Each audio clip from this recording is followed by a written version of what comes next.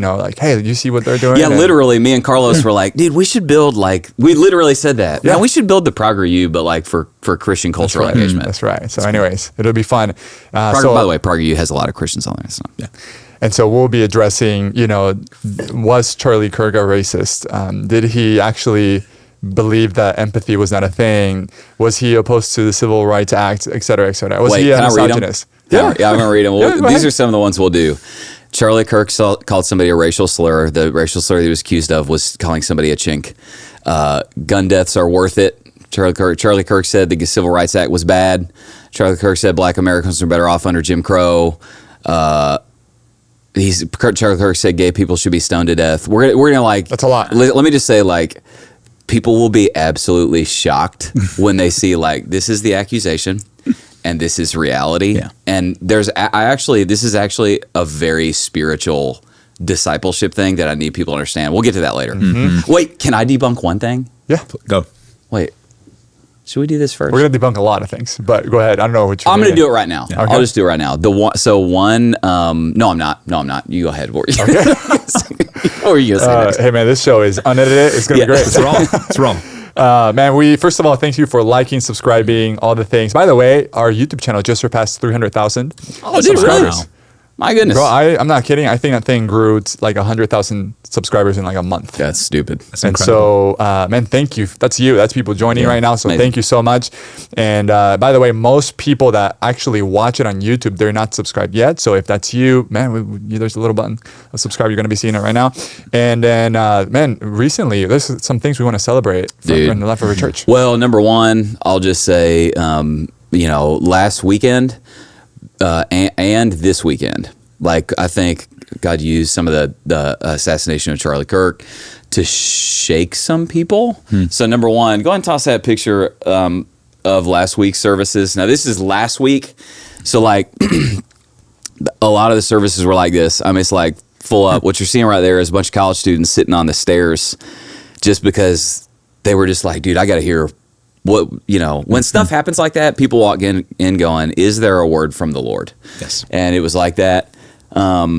I think, we were between 26 to 27,000 people in person last week. It was just absolutely stupid. And then that led to an absolutely enormous baptism weekend this weekend. Wow. Enormous. Heading into this weekend, we had more people registered to be baptized than we baptized total with all the walk-ups last year same time. And it's just, dude, there's just something, there's something shifting in there. And actually we got a Bible verse for this. In the end of the Gospel of John, Jesus says, unless a grain of wheat falls into the ground and dies, it remains alone. But if it dies, it will bear much fruit. And what he's saying is when a person of faith in Jesus Christ, he's talking about himself, but you can apply the principle. When somebody lays down their life, it's like a seed that dies in the ground. And unless the seed dies and deteriorates in the ground, it can never spring up to produce a plant that produces fruit. And Jesus is saying, when anybody spills their blood for me, it's like that seed, and it produces a bunch of fruit. So that's what you're seeing. I'm going to show you one other thing, because this now we're going to, Trinity, you guys will blur out any personal information, but I got this today. And by the way, if she sees this, I just want this person to know how much this meant to me. So this is almost 10 years ago. I walked into a Gap store. And I ended up... Does it still exist? Well, they did 10 years ago. Okay. And I ended up just sharing the gospel with the worker there. I could tell she was kind of asking some questions. And I was just like, you know what? Do you want to go hang out in the food court? And I just want to answer some of your questions. And, she didn't trust Christ that day. But I answered her questions and prayed for her. 10 years later, have not heard from her for 10 years.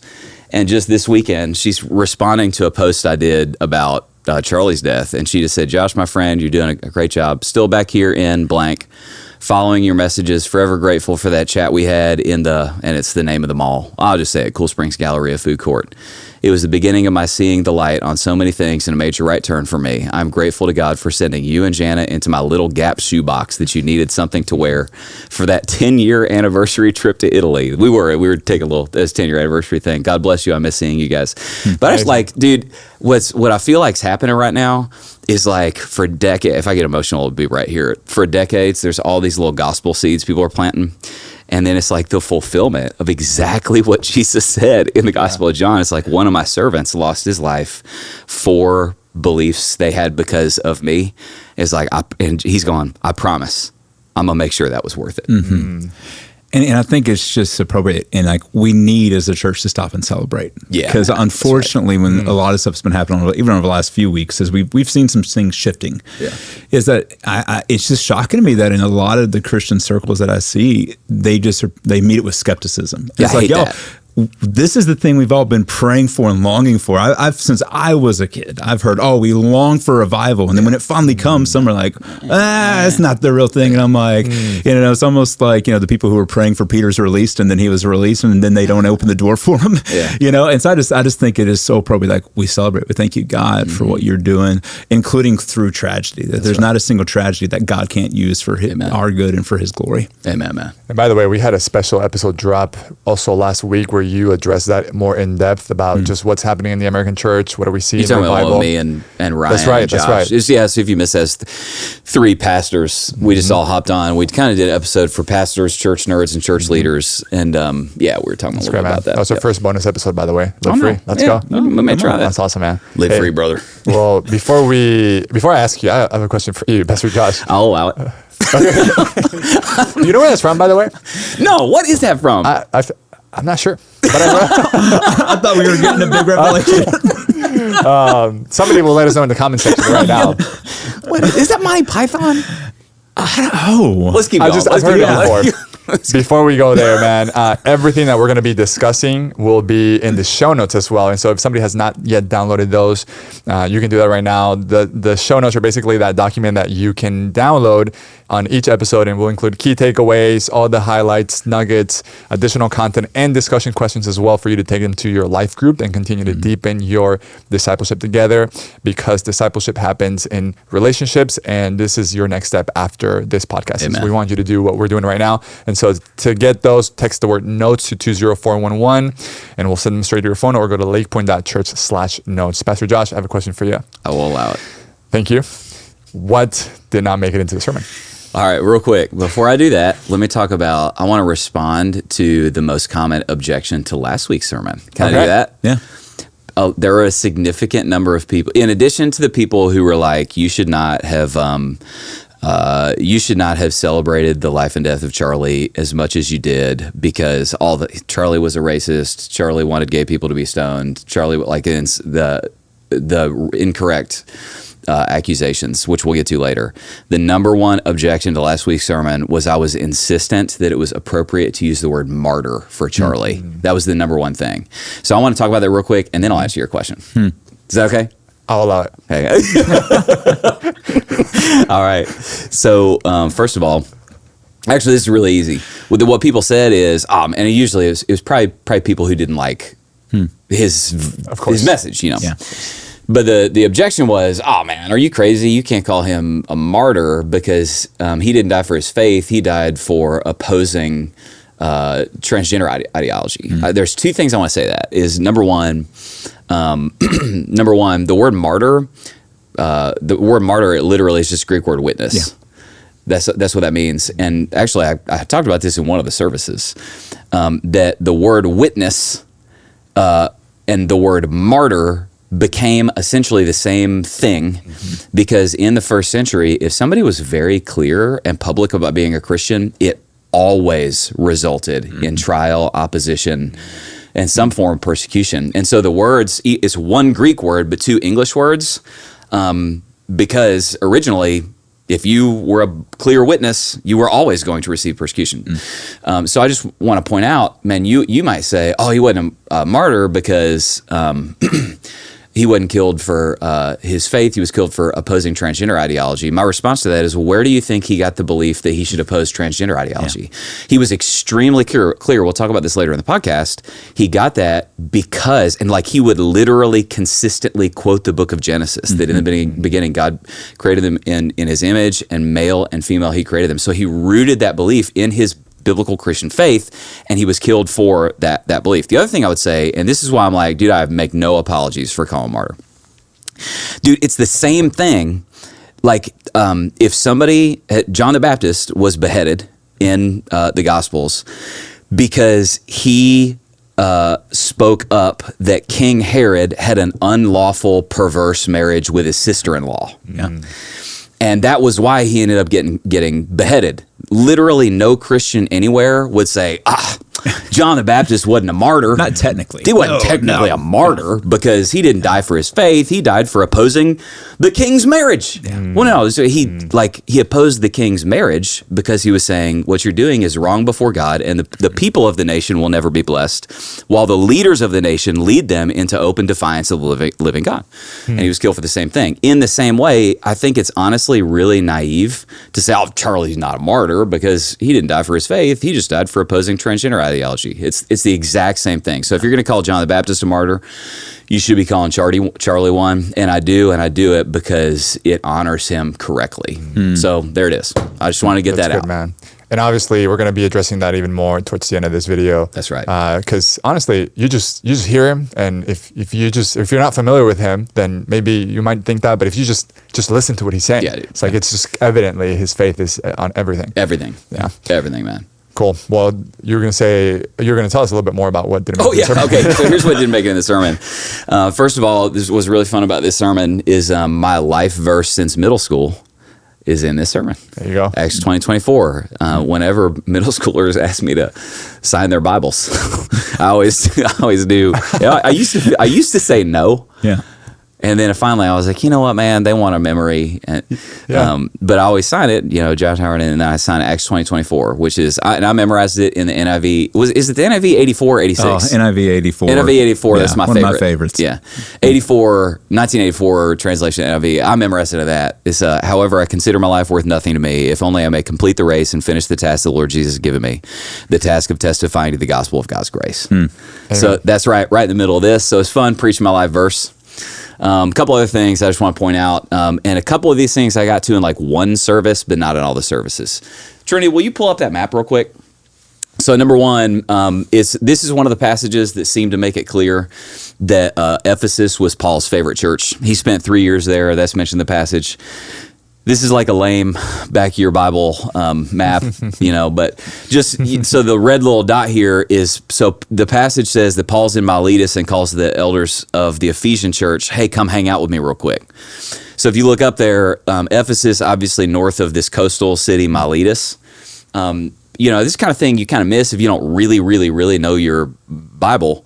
Like, dude, he was asking them, will you guys walk 40 miles and come see me? I mean, that's no joke, man. Yeah. That's no joke. Yeah. So how big a deal they were to Paul and Paul was to them is they were willing to walk 40 miles from Ephesus to Miletus to be with Paul. And I'll just emphasize, like, you need, if you're a dude, you need a band of brothers around you. That's right. That love Jesus and love you. You need the kind of guys who will walk 40 miles to be with you in your moment of need. Yeah. And he had that. Number two, I mentioned this last week. Can I interrupt you? Please do. We just launched here at Lake Point what we call Rooted. Wait, Trinity.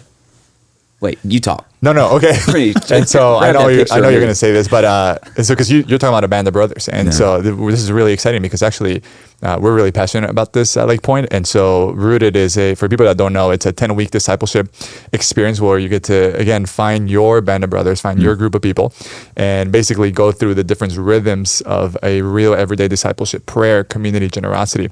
I actually spoken to quite a bit of people saying that this is literally the first time they've ever joined a group. Almost all of them. And it's life-changing. Yeah, it's almost all that's right. And so... Dude, it's amazing. It's like boot camp. You're leading one. I'm leading one. It's boot camp for Team Jesus is what it is. So this is... Dude, Jen and I are having a blast. This is I hope none of my Rooted group members care about this. This is a picture of our rooted group at our house. This is 2 nights ago. And dude, we feel like we're doing youth ministry again. Ours is all young adults. So it's like some of them are dating. It's fun. We're like giving dating advice after, and it's just, that's our little group. They hung out at our house till like 10 p.m. this week. That's fun. So And cool. this is, there it is. We're just having a blast, man. Total blast. If somebody has not yet joined a group and is interested, man, just text the word rooted to 20411 and we'll get you plugged in. You want me to keep going? Keep going. Okay, a couple other things didn't make it into the sermon. Or did, but slightly. This was what I'm preaching now is what I plan to preach a year from now, and then the Spirit made it really clear last week. I need you to shift it. What's interesting about this, I titled, I titled the sermon series for next year, There Is More: End Game. I named it after, it's kind of a little ridiculous, but I named it after the Avengers Endgame. But because in the Avengers deal, I'm not a huge superhero movie guy, but whatever. The Endgame deal is where they come up with their plan to defeat the enemy, and there's one person that's willing to trade his life in order to take down the enemy. This Acts 20, Paul starts talking about, I'm going to Rome and I'm going to Jerusalem, and I know hardships and trials await me. And then he tells the Ephesian elders, none of you will ever see my face again. So he's been given this essentially prophetic revelation. Paul knows I'm going to die when I do this. But in Paul's math was, if I can trade my one, dude, and just in the light of everything happening in our nation, this like hits even deeper. Paul was going, if I can trade my one life to see the gospel sweep over the entire nation of Rome, worth it. Yes. Wow. So this right here initiates Paul's death sequence. And from here to the end of the book of Acts is Paul intentionally moving towards what he knows will kill him, because he's going, I will trade my life for the salvation of this nation. Wow. So I love that. In fact, you even see this in when Jesus saves Saul in Acts chapter 9. A lot of people miss this. What Jesus tells Ananias, who was like a Jewish dude that loved Jesus, he tells Ananias to go pray for Saul because he's blind and heal him. And he's like, I don't want to. That's a guy that kills Christians. And Jesus tells him, listen close, way back in Acts 9, go, for he is a chosen instrument of mine to carry my name before the Gentiles and kings. That's why Paul's trying to go to Rome, and the children of Israel. And then Jesus said this, for I will show him how much he must suffer for the sake of my name. So from the minute Paul's converted, he knows, Wow, you're going to trade your life for this thing, brother. But when you read his letters, you don't get the sense that, and he's miserable because of it. No, dude, like in Philippians, he's in a situation where he's in jail, and that's where you see him all and over again say, rejoice, rejoice, rejoice. He just over and over again talks about how this thing that he feels called to is bringing him joy, even as he's suffering in the midst of it. 100%. Yeah. In fact, so this is like super cool Bible nerdy stuff. So I'm going to give away, we're going to do like an old Lost flash forward. If you remember the TV show Lost. I do. Carlos, you didn't watch Lost. I actually did. Oh, you did? Yeah, I did. All right. You're like so surprised. Yeah. Like a couple seasons. Yeah. Yeah. And I Oh, stopped. man. He All gave right. up. But I did hear you you totally spoiled it. Like They do flash forwards in Okay. Lost. End of season 3. Epic. There you go. Sorry, go on. So I'm going to do a flash forward because it ties in. So what happens to the Apostle Paul is he does Acts. He goes to Rome. He gets thrown in prison. Apparently he gets out. Acts chapter 28, which is the last chapter of the book of Acts, ends with Paul under house arrest.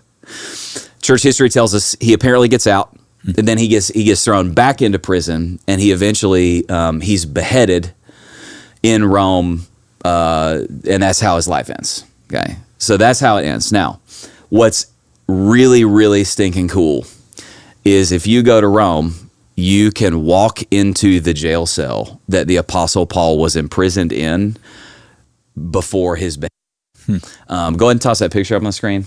This is we were debating before this thing. Is it Mamertine or Mamertine prison? But this is it. Now here's this is amazing. We know this is the jail cell that he was in for a few reasons. and I'm going to do the coolest reasons last. Number one, this is the jail cell that is closest to the Roman Forum. In fact, if you walk out, I was just there with a group from Lake Point last year. If you walk out of Mamertine Prison and you look to the right, you're looking at the road that ends up running right through the Roman Forum, which church historians are, they say that's almost certainly the road the Apostle Paul walked down to go to the place where he was beheaded. So you walk out of that thing and look to the right and you see that road and you see the Roman Forum. Okay. Number two, so it's close to where he was beheaded. Number two, the history of Mamertine Prison says this is where Nero kept prisoners who were under threat of public execution. Like this was the one. So we know that. So it's the only prison around there. It's close to the Roman Forum. It's the one that Nero kept capital, people who were awaiting capital offense, public execution in. But then, dude, this is amazing. There are 3 letters that church historians say Paul wrote from whatever jail cell he was in before his death. They're called the pastoral epistles, 1st and 2nd Timothy and Titus. So he writes these 3 letters to these 3 young pastors. Now, dude, all right, this is going to run a chill down your spine. So you can barely see it in this picture, but what's right above, hang on. Let me see something real quick. Yeah. All right.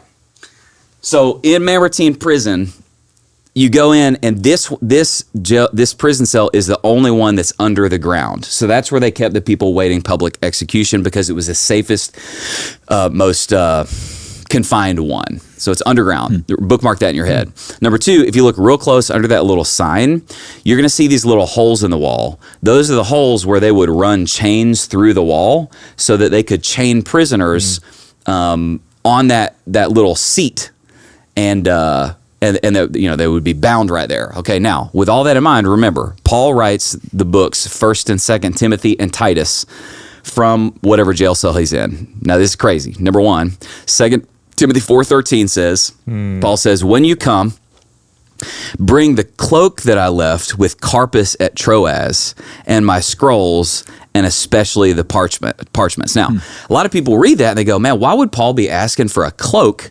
He's in Rome. Rome's hot, okay? Wow. But when you walk into that jail cell, it's far enough underground, it's cold. So you're going, wow. He was apparently, number 1, that's it. Now, number 2, wow. 2 Timothy 2:8-9, Paul says, remember Christ Jesus, risen from the dead, the offspring of David, as preached in my gospel. Listen to this. For which I am suffering, bound with chains as a criminal. But the word of God is not bound. And then you look on the holes in that wall, and literally those are the holes in the wall where the chains he's referencing in 2 Timothy 2:8-9 went right through those holes, and he's writing about it right there. Wow. So, dude, you right there are staring at the exact jail cell that the Apostle Paul was in. Just 2 things come to mind when we talked about that. Number 1 is just a reminder people, like, this is not fairy tales. This is not. These are real people in real places, and these things really happened. I think it's just always important to remember that when we're seeing pictures of this, like to your point, this happened. Number 2, I love just a connection. Do you know what the last word in the book of Acts is in the Greek? I don't. Unhindered or unhinderedly. And so it ends, I'll even just read for us in the English. Basically, he was there in prison. He was basically under house arrest, proclaiming the kingdom of God and teaching about the Lord Jesus Christ with all boldness and without hindrance. Come on, man. It doesn't say without opposition. Amen. So that's the idea. We're always going to have opposition, but the idea is unhindered, because at the end of the day, nothing can stop the movement of the gospel. And so the thing is that's not an excuse for us to not get in the game. Like, oh, it's going to happen anyway, so I don't need to do anything. No, like the whole point is because nothing can hinder the spread of the gospel, what God can do through you. It's your reason to get in the game and to use your life to advance the gospel. Come on, man. That's good, man. Man, this is really good. That was really good. I know, man. That's awesome. That's amazing. I think that's that's it. Okay, yeah. Oh, wait, one more thing. Let me do a little fun fact. 2 other little fun facts about Acts 20. This is the only sermon in the whole book of Acts that Paul preaches to Christians. Wait, we just talked about Eutychus last week. I think I got a bad Bible fact. We'll call that a Bible study. No, disregard that. Okay. Yeah, it's just that's not true. Okay. We just talked about Eutychus last week. Disregard that. Okay. I got that from a Bible commentary, but I'm like, I think that's wrong. All right, but this one is right. In verse 35, Paul quotes Jesus as saying it's more blessed to give than receive. But if you go read all 4 Gospels, Jesus never says that in the Gospels. So this is what was called part of the logia, part of the oral tradition. Like, the Gospel of John says many more things Jesus did and taught. If I were to record all of them, essentially goes, all the books in the world would not record. So this is one of the things that Jesus definitely did say that just didn't get recorded in the 4 Gospels as part of the oral tradition. Yeah. Amazing. There you go. Man, I have a question for you guys. So obviously, thank you for allowing it. Yeah, I'm going to stop saying that. It sounds. I know. I was tempted to say that multiple times before, and I kept it to myself. Man, so in this passage, the Apostle Paul talks about the 2 things. He mentions elders and overseers, and obviously he's talking about church leadership. So first of all, is there a difference between those 2 terms? And if so, what do they mean? And I'm curious, what is Lake Point's church governance thing? So Paul the prophet or whatever, we got to come up with a nickname for Paul. He's going to talk about this real quick, but it is interesting. You got 2 words here, presbyteroi. In the Greek, it's presbyteroi, not presbyteros. Oi is the plural suffix for a Greek word that gets translated elders. And then later in the passage, you have episkopoi? Episcopus, which is the plural version of episcopos. And it gets translated overseers. And so it's 2 different words that refer to the elders of the church at Ephesus. I'll say one thing, and then I'm going to give it to Paul. The word presbyteroi in particular, honestly, here's all it means. It means old guys. I'm not joking. Yeah. Like literally, if you Elders. Go read that book, it's referring to like ancient, like 1st century tribal cultures where there would be a group of the oldest men in the city that were considered wise men, and they would almost form like a tribal council. I'm not talking about Survivor. They would form like a tribal council, and they would sort of like help make decisions on behalf of the tribe. It's talking about those guys. So like in the church, we have this at Lake Point. We have a group of elders. They're, no offense to any of them. They're old guys. They're old guys. They got great families, great marriages. They love Jesus. They lead life groups. And they serve as like this council that helps for us guard the doctrine of the church and the policy of the church. And they walk alongside of me for encouragement, accountability, that kind of thing. Now, Paul, you want to talk about like, we're going to, real quick for Bible nerds, we're going to do a short crash course on church governance structures.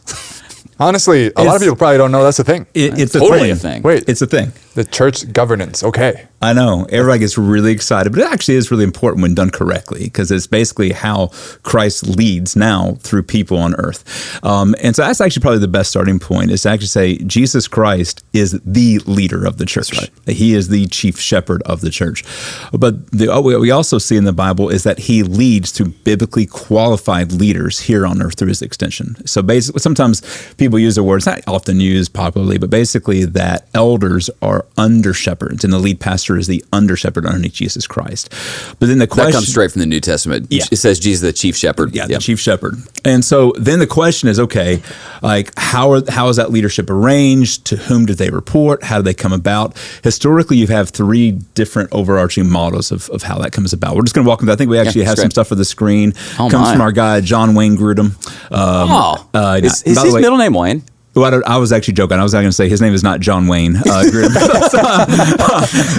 never heard that before. Now that I've said it, it should be. But no, Wayne Grudem, great theologian of the church. And so you have Episcopalian. Really, the idea of Episcopalian is, you actually said episkopos is the word that is used for overseer. Yep. And so Episcopalian form, this is not just, by the way, the denomination. This would also be the form that the Catholic Church follows, Anglican Church. You have archbishops who oversee bishops, who oversee rectors, who would kind of be like the lead pastor of a local congregation. Very hierarchical, very top down. So authority comes from the top down. The archbishop appoints the bishops, who appoints the rectors, and so on and so forth. So much more of a top down structure and very centralized. So at the end of the day, bishops and archbishops are going to decide what is the official doctrine of that church, and everybody must fall in line. So if you're the rector, lead pastor of that church, and you don't like it, well, that's nice, but get out. You fall in line or you get out kind of a thing. So more of a hierarchical structure. If you go to the next one, you see more of what's called a Presbyterian form of government.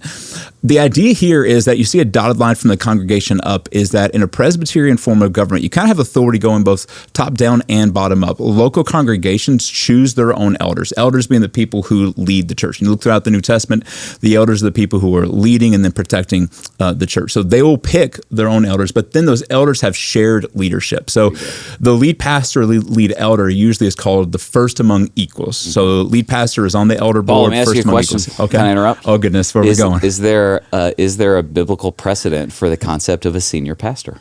I would say yes. Definitely. Yes. So you have the church at Jerusalem, but you have Yes. James. Yes. You have the church at Ephesus, but you have Timothy. Exactly. Now those guys are one of the elders of the church, but there is kind of that first among equals. First among concept. equals. Yep. And it even says those who lead by teaching. I really say that. but- I run into guys, especially like a lot of reform guys and house church guys. Shocker. Yeah. Shout out to the reform. I love reform people. Hey now. Hey, man. I'll refrain from comment. but I love reform you people. do run into people who are like, there shouldn't even be a senior pastor. It should just be a bunch of equal, that kind of thing. And that's kind of the thing of, a body without a head's a corpse, a body with multiple heads is a freak. Yeah. Go ahead. Apart from the biblical argument, then usually when I'm talking to those people, I'm like, then why wasn't that done from the early history of the church? If that's the obvious thing, no one else came to that conclusion for a long, long time. point. Anyway, so moving on, but here's the key thing, because you'll see in actually the next one, don't put it up there yet. More of what's called a congregational style, which is a third model, can have elders. Here's the key distinction: is that you'll see that elders, what's called a session, as the elders at each church, they also report up to what's called a presbytery, which is the idea of elders from multiple churches get together and they have authority over the elder boards of those churches. Let's say you get a local church, their elder board goes off the rails, starts teaching things that are not in the Bible. It's like, okay, well, what do we do? The congregation can't actually do anything. They have to submit to their elders. That's why they would say we have a presbytery who can actually remove a board of elders from a local church. So there is a structure where it still goes up. So even though local churches elect their elders, they have people outside of their church that they are still under their authority and report to. Which one did the United Methodist Church that went apostate? Which one were they? They actually have a little bit of a mixture. And that's why I will say this is a good clarification here, is that sometimes there'll be mixtures. And so they actually do have bishops that they appoint, and they can actually point them to local churches or say, hey, we're going to take this person out as well. So they had a little bit of a mixed thing. Gotcha. So yeah.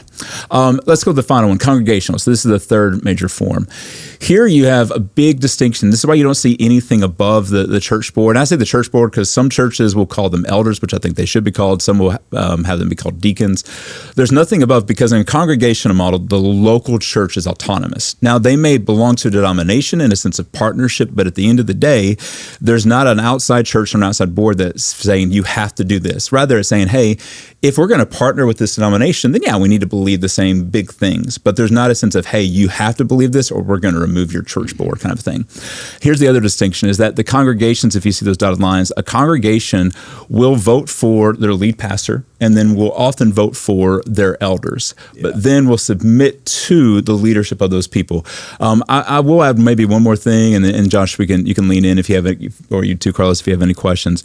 On the congregational model, there is a pretty big spectrum. So some congregational models, literally, it is you have a lead pastor, but every decision is made by the entire church. You'll have business meetings where you have to vote to change the color of the walls, the carpet, all that kind of stuff. Total disaster. Yes, total disaster, not biblical. Can I tell you my favorite quote on? Yeah, you said not biblical.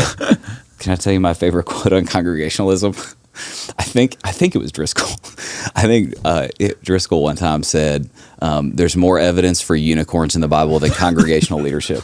I thought it was hilarious. But that's not it, though, right? Obviously, is that congregational leadership? Is that it? Well, and so the idea here is that it can function on an extreme where literally the entire congregation, but really I would say that where it's supposed to, and I think this may be where we're going, is that the congregation would vote on who the lead pastor is and who the elders are, and then those people oversee and lead the congregation. Mm-hmm. In a sense, it's almost like representative government a little bit is the best maybe can use to describe it. But yeah, that's the idea. That's what's supposed to happen. And I grew up at Southern Baptist churches. I'm a third generation Baptist pastor. What happens in toxic congregational cultures is this is not the case at Lake Point in any way, shape, or form. In toxic congregational cultures, the church members, spiritually immature church members, like some dude that literally got saved last week and has the spiritual maturity of like an ant. He all of a sudden is like, well, it's congregational church. I guess I'm in charge here now. And then you get people like that view themselves as in authority over their pastors. And it's extremely, extremely toxic because the sheep are acting like they're in authority over the shepherds. That's a great way to destroy a flock. You often, not always, be careful not to stereotype too much, but you often get the most spiritually immature people and dysfunctional people making decisions for the entire church. And just all they got to do is have a majority vote. Whereas if you actually go to like Titus 1, 1 Timothy 3, when you look at the qualifications for elders, only actually one is a skill, the ability to teach. All of the other are character attributes. So you're looking for people with high spiritual maturity, high character, who can lead the church and then protect the church. That's actually the big thing that Paul hits here in Acts 20. He's like, hey, wolves are going to come and you got to protect. So to your point, you got to be a shepherd and be willing to fight off the wolves and fight off bad teaching. So makes sense in terms of that overview? Yes. So Lake Point is... We are, first of all, we obviously have a senior pastor. I'm one of the elders. So we say is that we are staff guided, elder guarded. So at Lake Point, actually, let me go back biblically. So there's, what people sometimes do is they'll look at passages like Acts 20 and they'll kind of parse down presbyteroi and episcopus, that kind of thing, and try to extract like from tiny little wisps of hints. This is what the Bible's saying. Honestly, man, the New Testament doesn't have a ton of specific things to say about that. Yeah. Here's what it does. It's very clear churches should have elders. Yes. You can't get away from 1 Timothy 3, Titus 1, churches should have elders. Then you go to Acts chapter 7, and this I'm going to be like, we're going to be a little church nerdy for a second here, and just like, everybody's going to think like a pastor for a second. You go to Acts chapter 7, church starts growing in Acts chapter 7, all of a sudden what happens is the widows in the church, they're benevolence funds. We got that at Lake Point. How do we help people in need? And the people in need start going, hey, the stuff's not getting to us. Like, hey, because they're going, man, the apostles who were leading the church, they're like, there's only like 12 of you guys, and the church is real big, and how are we going to get your attention? So what they do is they go, you know what we should do? We should add a layer of leadership. And they add, it's called, I think it's called 7 Chosen to Serve is how it's the passage is titled. And they add a layer of leadership that often gets called deacons. The Greek word is just diakonos, I think. And it literally, a lot of times churches will turn that into like an official office. Diakonos just means servant. Yeah. When Jesus says, I did not come to serve, but not come to be served, but to serve, he literally says, I did not come to be deacons, but to deacon. But to deacon. Yeah. Yeah. So honestly, man, it's like, in one sense, all it's talking about is we added volunteer ministry team members. Yep. So basically what happens is they restructure the organizational structure of the church in Acts chapter 7. They're reverse engineering the organizational structure of the church from what would best accomplish the mission. So really, man, it's like at Lake Point, just like the Bible, we have elders. We have elders just like the Bible. We have a senior pastor just like the Bible. And then we are led by guided by the staff, guarded by the elders. The elders guard the doctrine and the policy of church. They walk alongside of me for help, encouragement, accountability. And the elders are a bunch of, they're old guys that love Jesus and are men of character, got great families. And that's how we roll. And just so people know, two things. In terms of, like you said, sometimes people like really parse out the words. And that's where even going back to the Episcopalian model, like, there is an episcopos, there was a bishop. But we have to realize that in Acts 20, that's being used interchangeably because he calls the elders to him, and then he's talking to that same group of people, and then he says, you serve as overseers, as episcopal. So we got to be careful not to make these two fine distinctions when it's not there. Another thing, and just so people know like why this matters practically, is that if you show me a dysfunctional, weak church, I will show you a church that has dysfunctional, weak leadership. Every single time. Every single time. So with that being said, I would just encourage in terms of what does this mean for me practically? Number one, be praying for your leaders. Be praying for your pastors, for your elders. Number two, we need more godly men and women, especially more godly men, to be developing as leaders in the local church who can one day be pastors, who can one day be elders. So it matters big time. Man, by the grace of God, here at Lake Point, we have very strong leadership. By the grace of God. Unbelievable. Josh, speaking of that, you mentioned in at least one of the services that you at some point made a shift in your, leadership, but more specifically your preaching strategy say more Yeah, about dude, that. I do want to talk about this just real quick. So in this passage, one of the things Paul does, and this is another thing that didn't make it into the sermon in all the services, is Paul mentions, he uses this phrase. He says, I did not shrink back from declaring anything that was profitable to you. Instead, I declared the whole counsel of God. And then he says, publicly and from house to house. I'll just point out, that's how Lake Point's structured. We gather on the weekends and we proclaim the word of God publicly. And then you just saw a picture of my rooted group in my living room. And then we gather and then we scatter house to house to get around the word of God from house to house. So publicly from house to house. And then he uses this phrase. He says, I am innocent of the blood of all of you. And what he's doing is he's actually, bro, he's pointing back to Ezekiel. I think it's Ezekiel 33, if I remember right, where Ezekiel, God gives him this vision of, hey man, I'm appointing you as a watchman on the wall, like a military thing. I'm appointing you as a watchman on the wall. Ezekiel 3. Ezekiel 3. Yep. I knew there's a 3 in there somewhere. I'm appointing you as a watchman on the wall. And then God tells Ezekiel the prophet, he goes, hey man, if in the same way that if a watchman's on the wall and an enemy approaches and the watchman on the wall sounds a clear warning, an enemy is coming, but then the people don't do anything in response to his call, the people might die and get killed by the enemy, but the watchman is innocent because he sounded the warning. On the other hand, if an enemy approaches and the watchman's asleep at the wheel and he sounds no alarm, and then the enemy breaks in and ravages the people, then not only do the people die, but God says, I will require their blood at your hands because you were the watchman and you didn't do your job. And what Paul's saying in this passage is he's going, listen, man, I did my job. There is nothing in the word that I failed to declare to you and your families and your children. And after I did that, it was your responsibility to walk in a loving relationship with the Father and obedience to his word. And Paul, with a totally clear conscience, can say, I am innocent of your blood because there was not one thing that I shrank back from in the word. Now, real quick, I will just real briefly, I made a shift in my preaching strategy where I realized a way that I was, quote, shrinking back, and I didn't realize it. And it happened in 2020, I'll be honest. So here's what I used to do. I'd sit down and I wanted to be a good evangelistic pastor.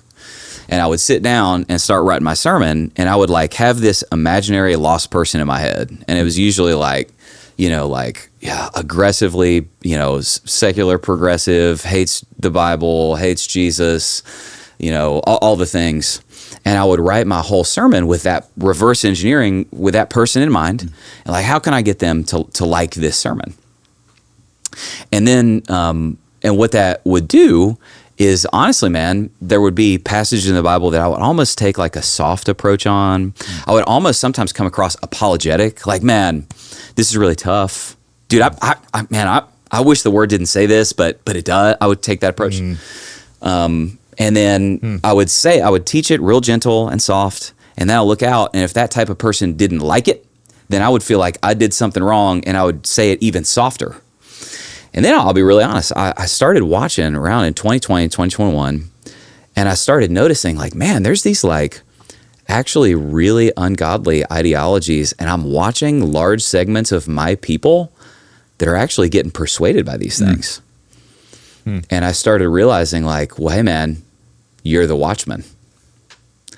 And so I noticed that I noticed a few things. One, the Christians and the families in my churches weren't getting like clear teaching that they needed to grow in their faith, have confidence and boldness when they walked out the door. This is a big one, dude. Their kids weren't hearing like clear, just like clear, unapologetic, like actually joyful Bible teaching about what the word said. And the world was being more bold and courageous with its preaching than I was with mine at the points of conflict. So here's the decision I made. And some people in our church have even said this, like, man, I kind of noticed like somewhere around 2021, it just felt like something was different in you. And it's because I was repenting. And so once upon a time, there was a bit of a seeker time where I would sit down and write my sermon with what would a lost person think of this? And then if I'm being really honest, there was a little like, almost like a social justice era where I would sit down and I would have an imagined aggrieved group in my mind. And I would like, okay, what would that aggrieved group think about my sermon, or reverse engineer it from that? And I read a passage like this about how I did not shrink back from declaring anything to you. And I realized I was accidentally doing that. And the shift I made was, now I'm not going to think about will a lost person like it? And I'm not going to think about will an aggrieved group like it? The only question I'm going to ask is, will God like it? Is God going to like this? And when I made that shift, what I realized I had been doing is I'd been starving the sheep to try to attract some goats. And I just made that decision, like, man, okay, here's what I'm going to do now. And here's how I write my sermons now. Is Galatians 1:10, for am I trying to please man, or am I trying to please God? If I'm trying to please man, I'm no longer a servant of Christ. So what I do now is I try to write my sermons and kind of go, man, what I want to do is build up the wise people, the Christians in the church that love Jesus, committed to his word. I want to build them up in their faith, their confidence, their courage, their boldness, all those things. I want to correct foolish people who are like, man, I'm in on the word, but I just struggle with these things. That's a person that's foolish, but they're going to get there because the Spirit's inside of them, and they just need some help. And then this is the part that can be a little like sticky with some people when they hear it, is the Bible says there are evil people. This passage, in fact, says, it says, when I leave, fierce wolves, and it says, will arise from among you. So it says there's going to be divisive church members in your church that they're going to walk out of the sermon, and then they're going to walk into their life group and be like, I don't know, man. I didn't like how he said that kind of thing. And there are evil people. And so what I just decided is I want to build up the wise, correct the foolish, and then I intentionally want to drive out the evil people from my church because they'll get up in our life groups and they'll do division and they'll do reverse discipleship among the people. Yeah. And by the way, you do that because you love the sheep. Because I love the, yes, it. Not because you're trying to be, that's so mean. No, you're not trying to be mean. You love the sheep. And it's in this passage, even as you're speaking about Ezekiel, episkopos literally means to watch over, or to be, in a sense, a watchman. I did not know that. And so even like that's the episkopos is just to watch over, to look out, to guard. And so that's the idea is, that is part of the role of leaders in the church is to watch out, because not everybody is a sheep. There are people that are wolves that are wearing sheep's clothing to try to get in and deceive people intentionally. It's part of our role. Man, last thing before we start talking about Charlie Kirk and some of the lies out there. I got one other thing I want to say. You got one more thing? Yeah. Okay. You want to do yours first? No. Well, I was going to ask you something. Okay, let me take this on. Yeah. So here's what's really interesting is I thought when I made that shift, like, oh, dang, we're not going to reach as many lost people. And like, dude, the exact opposite. Here's my math on this thing. What I found is that the clearer I preach, it's like the clearer I preach, the bigger we get. It's like the more lost. We will baptize more than 2,500 people this year. Wow. in a year. And here's my math on this thing, is that the Spirit of God authored the Word of God. And so the Spirit of God is always going to anoint the teaching of the Word of God. So now I'm like, dude, I don't got to always just focus on, quote unquote, attracting people. Yes, we are good missiologists. Yes, I became all things to all men in order that I might save some. All the things, blah, blah, blah. But at the end of the day, the foundation is, man, I want to preach in such a way that the preaching attracts the presence of God. And if you attract the presence of God will attract the people. So honestly, it's been the opposite. We're reaching more people than ever before. Man, somebody's listening right now and they're probably thinking, man, that's awesome. Josh, you're a pastor. Obviously, when it comes to that verse in Acts 20, my only aim is to finish the task. You seem to have a very clear task, but what about me? If somebody maybe might be asking, I have a quote unquote non-church related job. Yeah. How do people know, man, this is my task. This is what I need to be focusing on, and how do I complete it? The biggest thing that somebody needs to do is they need to walk out of this week and go, what's the task the Lord Jesus is asking me to do? And I'm going to do that this week. So not everything from heaven has your name on it, but something does. So honestly, here's a prayer that I found God never doesn't answer for me. Father, what do you want me to do this week to be more conformed into the image of Jesus? Or what do you want me to do this week to advance the purposes of God? And man, there's a verse in the Gospel of John. It's at the wedding at Cana where somebody just says it's Jesus' mom, Mary. She looks at the wedding host, and she's getting ready to do a miracle, and she says, "Do whatever he tells you to do." Let's go. And I would just say for any person, like, man, pause, ask the Holy Spirit, what do you want me to do this week to be more conformed into your image or to advance your purposes? Ask the Holy Spirit that, and then do whatever he tells you to do. It may have this week been, I need to be publicly baptized. There may be somebody that's like, I need to share my faith with that person. I need to start reading the word for the first, whatever it is, man, but just ask. He's going to answer that prayer. I think with that, one thing that I used to do when I worked with young adults mainly, but I think it works for all of us in case you're even wondering how do I take my career and do that, is you just draw 3 circles. I took this from someone else's. Basically, it's like, hey, what is the intersection of my passions, my talents, my experiences, and really what's at most of the intersection? Because I might have some passions, but I might not be good at it. Those are the people in American Idol who stink, and no one will tell them they stink. So you're looking for the intersection of all those things, and experiences. One thing I'd also say is like, hey, what is misery I've been through? Because often God will turn our greatest misery into our greatest ministry. Right. And so just saying, okay, where do those overlap? And then asking, hey, what has God called all of us to do? Yeah. And then how do I do those things as I'm doing the specific thing he's called me to do, which is where they overlap with that. So like to your point, we've all been called to make disciples. We've all been called to raise our families if you're in a family. So as you're doing the specific thing God has called you to do, but do the things he's called all of us to do. And then I'll just share one more thing in case you're just wondering even more. I get this from Nehemiah. When Nehemiah heard about the broken down walls of the city, it caused him to weep. And so sometimes what I'll ask people is, hey, what is brokenness in the world that produces brokenness inside of you? And by the way, it may not be the same thing for everybody. Probably isn't. I think God has actually put different burdens on different people so that he can do more ministry in more places. And so if nothing else, just be asking, like, and when I say the world, it doesn't have to be overseas. It can literally be in your neighborhood. It can be in your home. What is the brokenness in your home, in the world, neighborhood, whatever it is that's producing a brokenness inside of you? And then to be like, just simply ask, and God, what do you want me to do about it? And then go do it. Amen. That's really helpful. Thank you. We have a special guest, Sabrina Cosmas, coming up in just a second. Yeah. So we're going to be debunking some lies of Charlie Kirk. So stay tuned.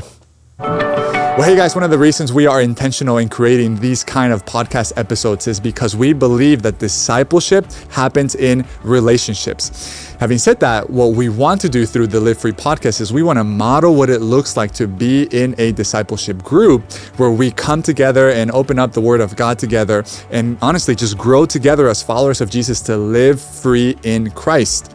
For this reason, we love that you're tuning in. But honestly, we don't just want you to be a passive listener.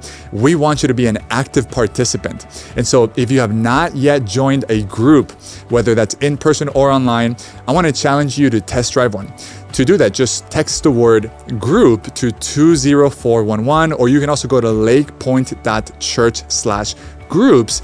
Because listen, you're not one podcast away, one habit away, one decision away, one book away, one sermon away. You are one relationship away to experience freedom in Christ in community. And now, let's get back to the podcast. Ladies and gentlemen, we are here with special guest, Sabrina. And I would say, make sure I pronounce it right. Sabrina Cosmas. Dang, yeah, you got it. Like rhymes with Christmas a little bit. Yeah, exactly. Okay. Sabrina, the Cuban wonder. Yeah, we just learned your parents are from Cuba, both of them. First generation Cuban American. That's incredible. Yeah. So there's a few fun facts right here. So first of all, now I am very embarrassed. Early in the podcast, I called it PragerU. Sabrina works for Prager. Yeah. PragerU. Cosmos, Prager. It's a lot of, There's a lot there. No, that's right. There's a lot there. Which, again, that's seriously like, that platform is one of my favorite. Thank you. It's like one of my favorite platforms, has been for years. And like I mentioned with Carlos earlier, when we first started the podcast, literally our texts were like, dude, we should build a PragerU for like Christian cultural engagement. Yeah. It's like, you guys have inspired us, man. Thank you. That means a lot. I know. Yeah. So a couple other fun facts about Sabrina. So number 1, Cuban wonder. Number 2, works for Prager. Number 3, has a baby due this week. 1 week. Yeah, from today. Wow. Yeah, maybe earlier. Congratulations, baby number 3. Thank you. It's awesome. Yeah, we're very Sabrina blessed. and her man, our Lake Point members, we love y'all. You guys have hopped up into my office before, and it's just been really, really fun. And then the other thing that's really significant about you, Sabrina, because we talk about this a little bit, is you worked with and interacted with both Charlie and his team. Mm-hmm. And so, last week, probably like a lot of us, like it felt kind of personal. Yeah, very personal. Yeah. So here's what we're gonna do in the next few minutes. So what happened is, Charlie's assassinated. Then there's a big outpouring of positive, like, oh my gosh, we just lost a great one. And then what always happens is then it was like a backfill of like just like I'm gonna read some of the things you started hearing. Charlie called somebody a racial slur. He called somebody a chink. He said gun deaths are worth it. In fact, that thing went crazy after, because obviously, he was shot. So then people were mocking him. Charlie said the Civil Rights Act was bad. Charlie said Black Americans were better off under Jim Crow. Lots of like racist, stuff. Said gay people should be stoned to death. I mean, there's a bunch of stuff. We're gonna get into this, and what this is what is claimed, and then this is what was actual is insane. It is. It's insane. It's honestly surprising the amount of like, it's not hard to find the context for some of these videos, and people are very quick to go ahead and jump the gun. Well, dude, so there's a reason for that. So let me talk about the spiritual dynamic of this and why I wanted to do this, and then me and Sabrina we can get into it here. So there's a spiritual reason for that. Number one, Romans chapter 1 says that what people do is it says they suppress the truth in their unrighteousness. So when people they're committed to ideologies and actions that are actually in rebellion against the Lord. That what Romans 1 says is their conscience testifies. So then what they do is they have to come up with reasons that they can suppress both the truth and the truth tellers. And so what they'll do, you will always see that. You see truth or you see a truth teller, and people will come up with reasons to delegitimize them. So there's a spiritual element to it. They're also just as a pastor, there were some people who heard my sermon last week and they were like, I didn't like that guy. And honestly, I think a lot of times is possible to have real feelings based on wrong thinking. And I think there's a lot of people who they've just heard these little sound bites. And honestly, if this stuff was true, I wouldn't feel great about Charlie if these things were actually true. So I think there's that. And then here's the other reason, man, that I wanted to hit this is Christians, you got to watch out for this. What can happen is lost people or people who don't like the truth that a Christian stands for, they'll use labels as steering wheels. And what I mean is somebody will accuse you of you're a bigot or you're hurtful or you're being racist or whatever it is. And hey, we don't want any of those things to actually be true. But they'll use the label as a steering wheel, and then a well-meaning but naive Christian will go, oh, well then what do I got to do for you not to call me a bigot or a racist or a hurtful? And then it's a way that lost people can steer Christians into not saying things they don't like. And it's actually no, man, you just have to not care. You have to not care and just go, dude, I'm going to say what's true, and whatever happens, happens. So, Sabrina, this is going to be fun. Yeah. In the wise words of Charlie Kirk, he called for Christians to enter the public arena and confront and correct error with truth. And that's what we really have to do now more than ever. I never thought I'd be using that quote in this context, but here we are. Here we are, man. So this is the experience a lot of people have been having. Can you go ahead and toss out that tweet from Jason from the All In Pod? So one of my little side hobbies is, do you know the All In podcast? No, I'm not familiar. Dude, why does nobody? So this is one of the biggest podcasts in America, for real. It's every week, it's top 10 total podcasts in America. It's it's 4 San Francisco tech billionaires that they all used to be pretty hard secular progressive left. And then in the last 4 years, they've all kind of had this this doesn't seem to be working. Yeah. And they've all really shifted. So Jason is one of those guys. This is one of the largest podcasts in America. He's the most progressive of the 4. So this week he tweets this, I think it was 2 days ago. Okay, I've watched 40 Charlie Kirk videos at this point. None of them were outrageous. His opinions were the exact same as the Catholics I grew up with and was one. He used to be Catholic. I think he walked away from it.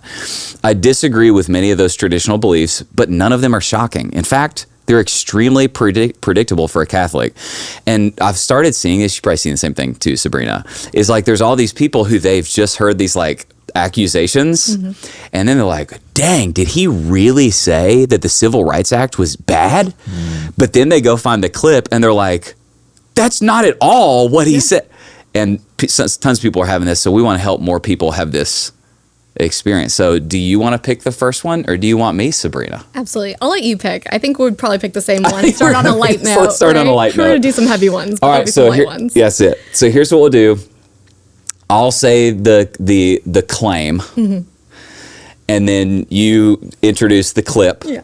And then we'll just talk about it and give some commentary and then move on. Okay, this will be fun. Great. So number one, and I don't know how else to say it just by saying it. Number one is it went like crazy viral. Actually, Emmanuel Acho, who is a Christian former NFL player, this was one of his accusations. Yeah. Oh, there you go. This was one of his accusations, and it went like viral. Yeah. Here's claim number one.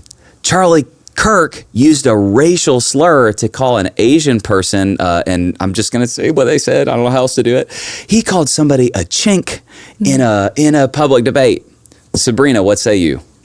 Okay, so also to give everyone a little context, I'm going to give some background information from the political movement and perspectives. I've done PR in the political movement for about over 5 years now.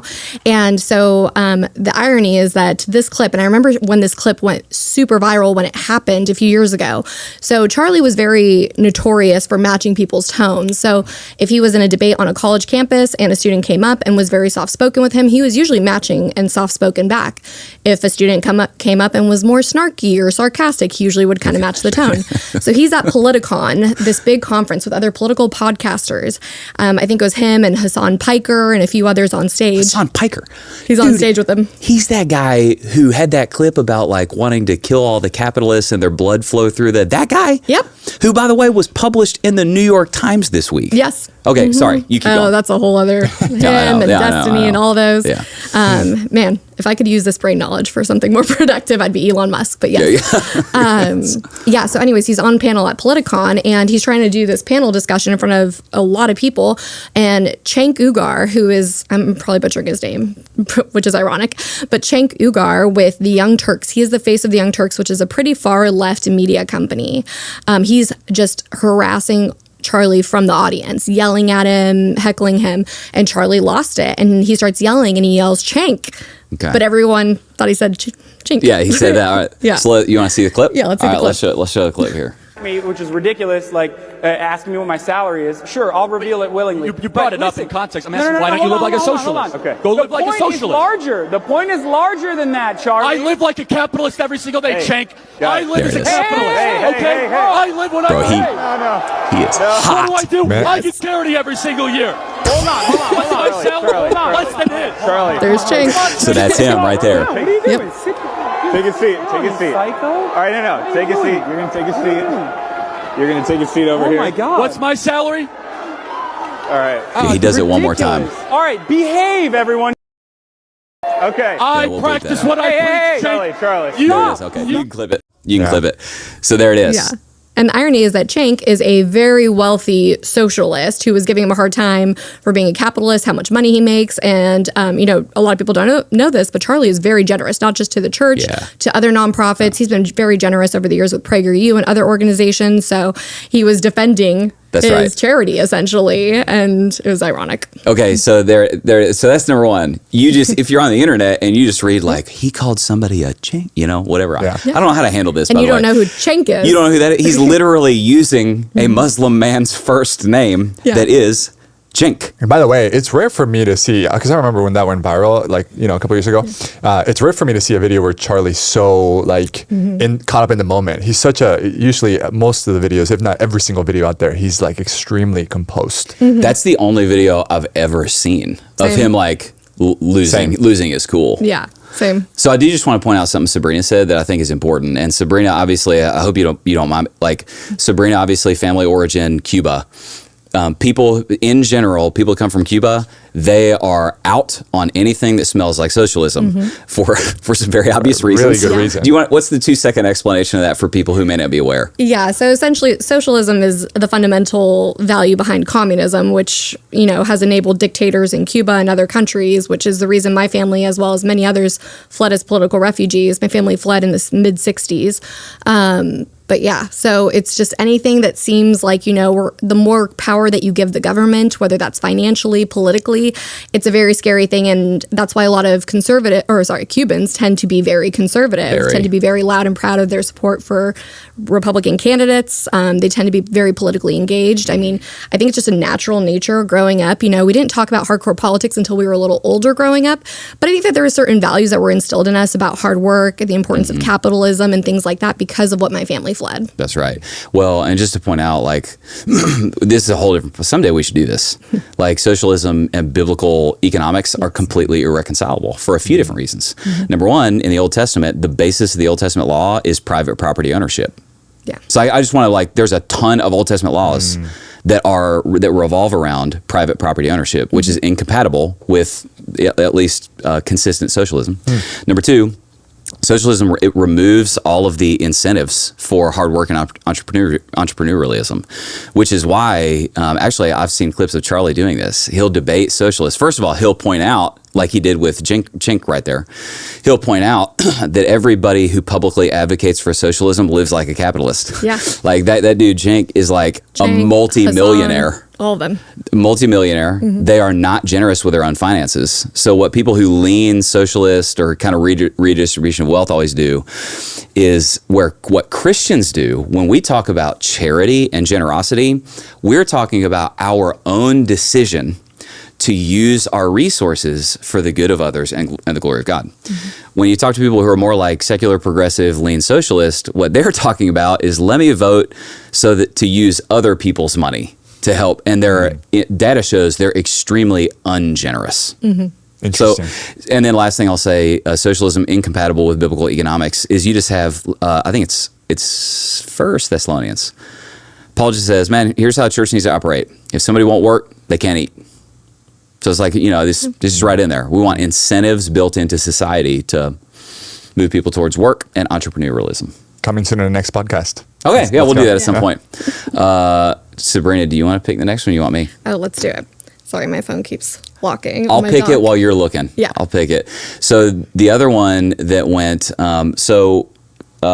Trinity, you see under where it says gun deaths are worth it? And then go to, I've got that link. That's an example of this. Yeah, see if you can open that link. Can you open that? Maybe not. That's probably one of the things that I saw the most when Charlie was killed, and everybody's still talking about it, but especially when it happened, people were saying, well, he spoke about this, and it was people quote unquote ironic. He wanted this. He was okay with it. That's right. He was okay with it. I feel like that this is one of the ones I heard the most. That's right. And Trinity, you're having a little trouble over there, so I'm assuming that we're going to give you a second. What is it? Yeah. We're going to give you a second. So the example was, he's talking about the Second Amendment. And the charge was that he said that essentially gun deaths are worth it. That's the price you got to pay for. In order to protect the Second Amendment. Right. Now, very clear differentiation between our Second Amendment right to defend ourselves against a tyrannical government versus someone being murdered in broad daylight for their religious and political beliefs. Because they're a smidge different. Very little bit. You wouldn't know what the memes and videos you've seen on the internet this past week. So it's pretty discouraging. He also, even at the end of this clip, I don't know if we'll get a chance to, or if you guys want to add it later. We'll get it. Let's show. Can we show the clip? We got the clip? So people were taking this clip and very conveniently editing it down to 14 seconds. Do you have any background on this? Or we're just going to go right into it.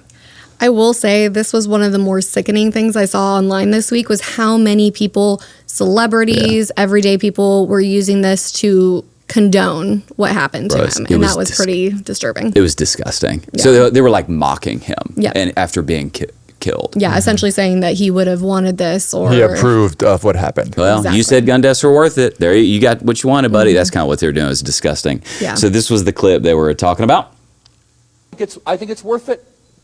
I think it's worth to have a cost of, unfortunately, some gun deaths every single year so that we can have the Second Amendment to protect our other God-given rights.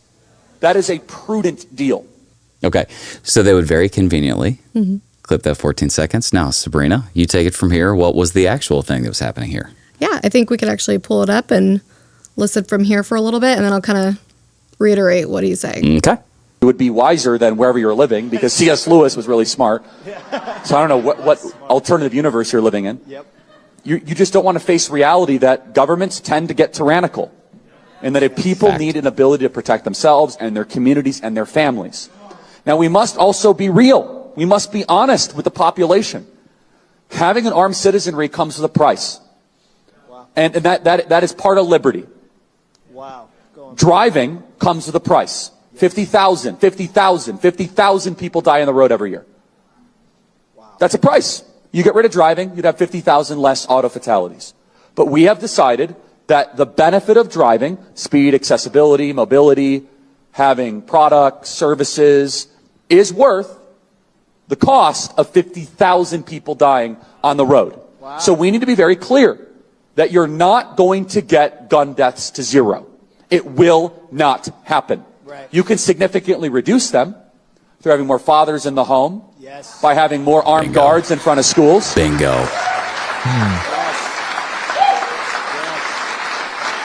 We should have an honest and clear reductionist view of gun violence, but we should not have a utopian one. You will never live in a society when you have an armed citizenry and you won't have a single gun death. That is nonsense. It's drivel. Cut it off. Yeah, I think you cut it off there. Yeah. Trini, you can cut it right there. Because that's literally when the 14-second clip started, right there. But yeah. Yeah, That's absolutely. Great. So yeah, I mean, he advocated for our Second Amendment rights to, defer a tyrannical government. Yes. That doesn't mean that he thinks that people should just get shot, innocent people. And the stretch is just really disheartening, especially the fact that he offers solutions to culturally. If we arm our banks and our baseball stadiums with security, why are we not arming our schools where our children are? Yep. We need to look at cultural issues that are leading to higher crime rates in the country. Yeah, he's like, it's very, very obvious. Yeah. He's not advocating for gun deaths. No. He's saying, hey, this is a tragic trade-off that we have to make for a greater good. Mm-hmm. This is what he's saying, right? And this, I always, whenever I had this conversation, and dude, I do not have all the answers on how to do gun regulation. I don't have all the answers on that, but I do know this. If you like the First Amendment, you got to have the Second Amendment to keep that first one. And so that's kind of the principle that he's going after there. Yeah. Mm-hmm. But very, very obvious, he's not gleefully celebrating gun deaths. He's saying this is a tragic trade-off we have to make for a greater good. Good? Perfect. Okay, you want to pick one? Okay. Let's do... I think I want to do one of the... Charlie opposed the Civil Rights Act. Oh, that's what I'm seeing going around a lot. I watched a lot on this one. Yeah. So this is interesting to me. First of all, obviously my family is diverse. It's I'm very, very comfortable in race conversations because we have them in my house all the time. Mm-hmm. But this one was really interesting to watch. So here's the charge. Sabrina, Charlie said the Civil Rights Act was a bad thing. Mm-hmm. Huge mistake. Okay. In fact, this is how you'll see it quoted online. People say in December 2023, Charlie said, we made a huge mistake when we passed the Civil Rights Act in the 1960s, end quote. But they're very careful where they put the end quote. Let's show people why. Yep. If you had the opportunity, you would get rid of the Civil Rights Act? No, I think you should have a one-page bill that says that racial discrimination based on race is illegal and will not be tolerated in the United States of America. Most black Americans don't support is men and female sports. Would you agree? No. Yeah, I know. No, for sure, right? Yeah. Believe it or not, the Civil Rights Act is now being used to keep men playing in women's sports. So the Civil Rights Act was used to help black America originally. Totally get that. But now the way it was written is that any claim of identification... So someone says, I'm a woman, therefore I can compete in your volleyball team. They come in with a civil rights claim. And so what we're saying is, no, it should be specified to racial, not gender, all that other stuff. And there were all these other provisions as well. Okay, there it is. Yeah.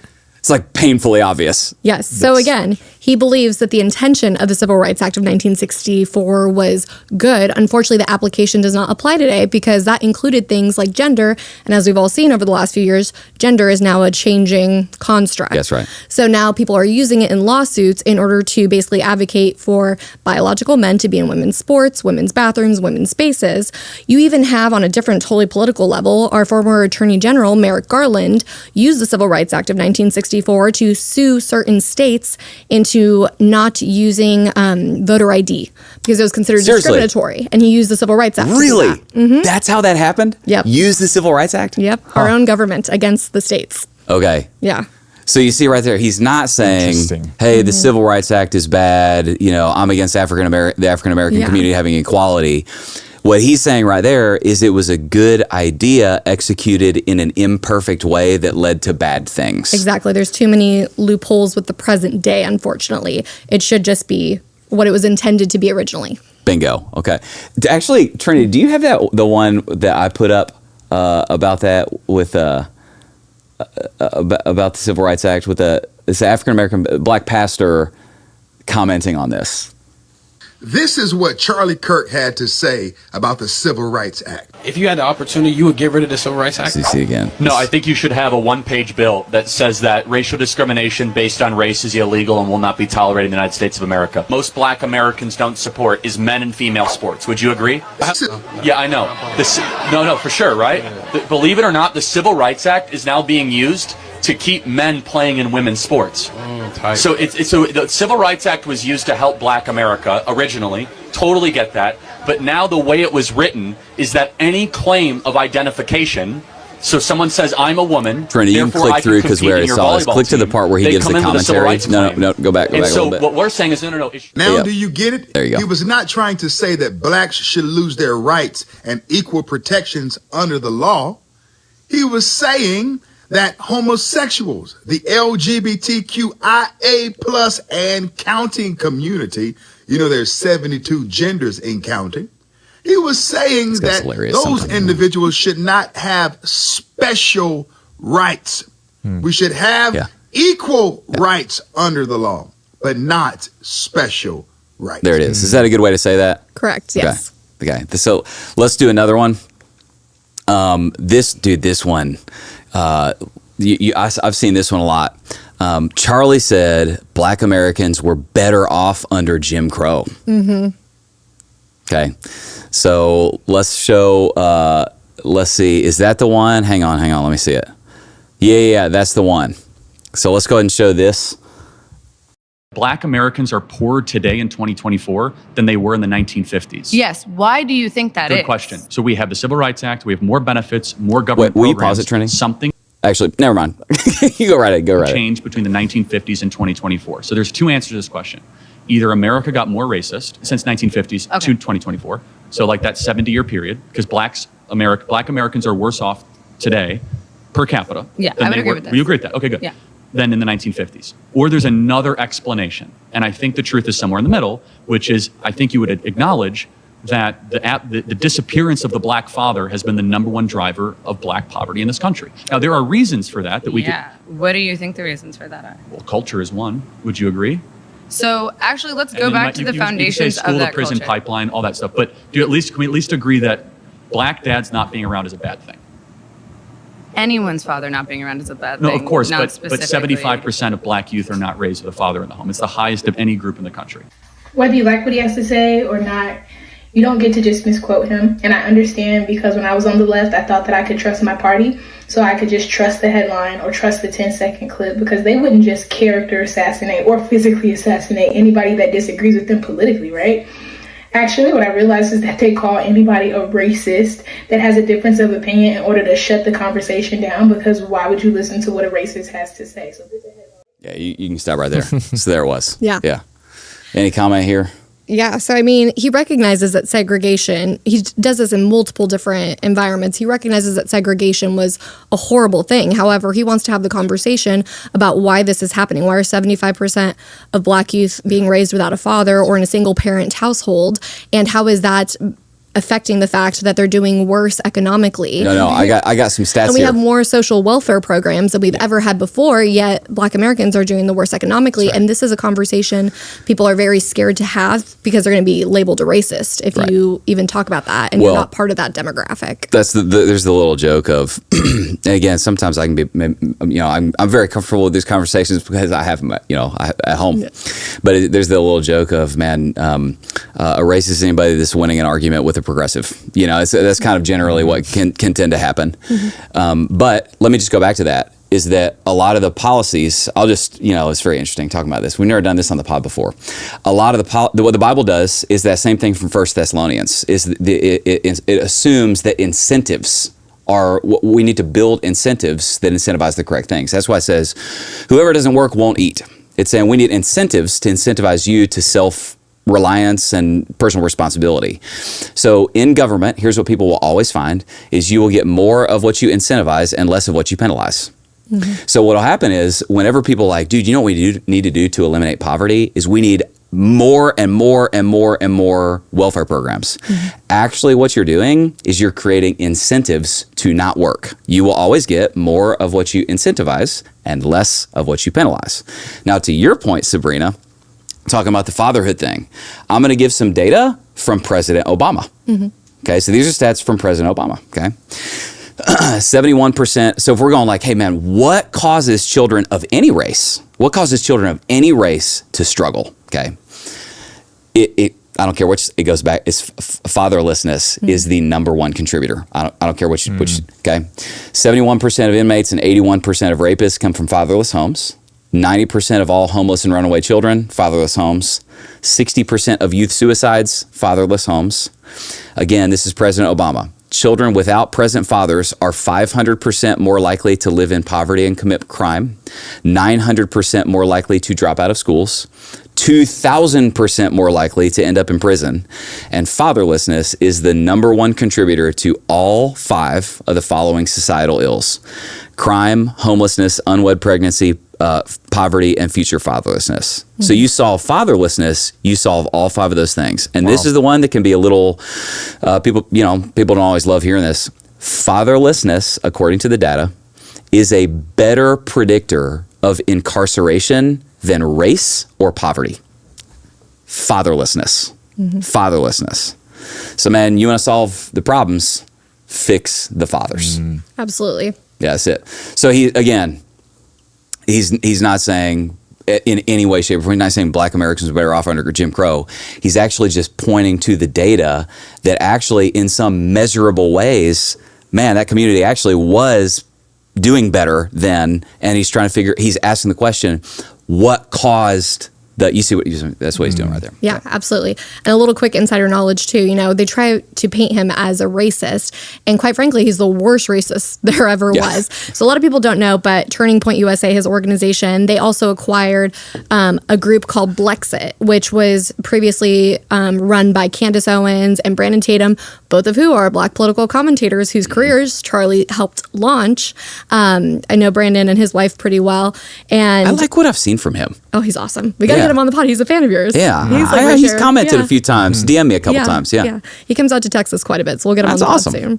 But anyways, so they have an organization that does a lot of community service outreach, a lot of political education events in lower income Black communities. And it's like, why would Charlie take over an organization like that and invest more money and energy and resources and staff into that if he's such a racist? Yeah. Charlie also, back during the first Trump administration, brought a group of over 100 young Black people to the White House to meet the president.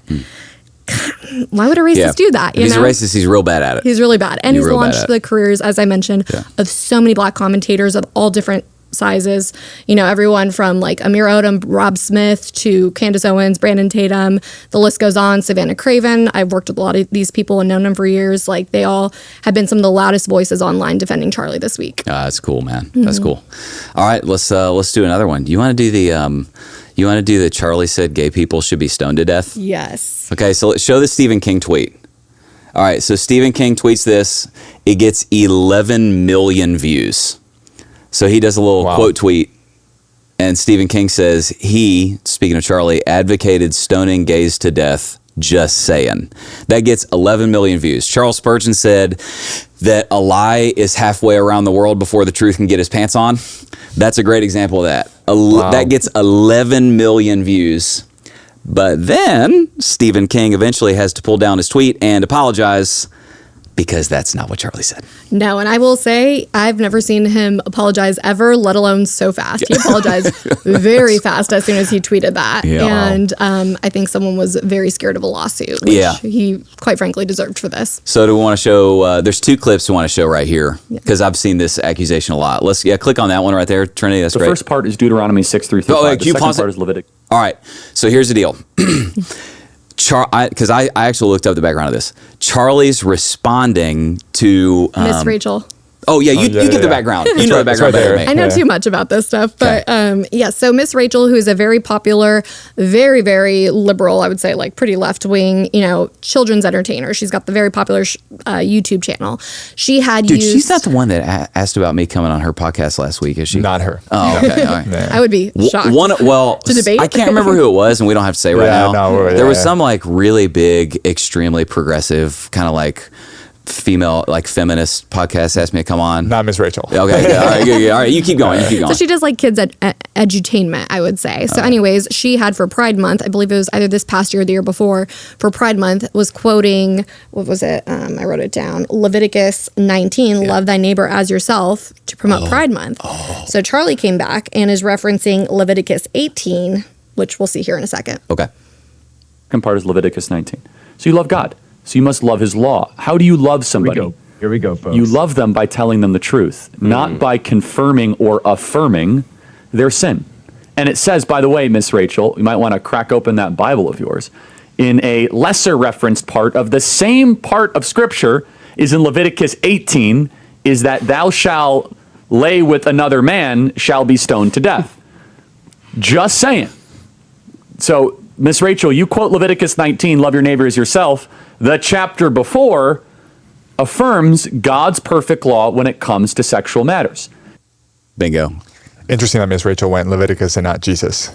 It is interesting. I mean, I can imagine she's probably thinking, let me just go Judeo, Old Testament to make sure that. Judeo-Christian. Yeah. I don't know. So commentary on this, Sabrina. Yes. So this is fascinating because, again, Charlie was probably the worst homophobic person ever because Charlie, was always very welcoming in the conservative movement. He actually got a lot of heat from a lot of people over the years in the conservative movement for allowing so many gay and lesbian and other commentators to be a part of it, to speak at his conferences, to be guests on his show, everyone from Dave Rubin to Rob Smith and Amir Odom, who I mentioned earlier. You know these people. I don't know these people. You keep going. No I don't know these people. And he welcomed all these people, but he did not affirm their sin. And he had very important political conversations with them. He was very good at that. I'm going to show a clip here in a second on that. You keep going. Yeah. So it's ironic that, he's literally just basically defending the Bible against how Miss Rachel grossly misquotes the Bible, which is ironically after he's being very grossly misquoted. Yeah, he's not. Yeah. It's very obvious. Again, all you got to do is just watch the clip. Yeah.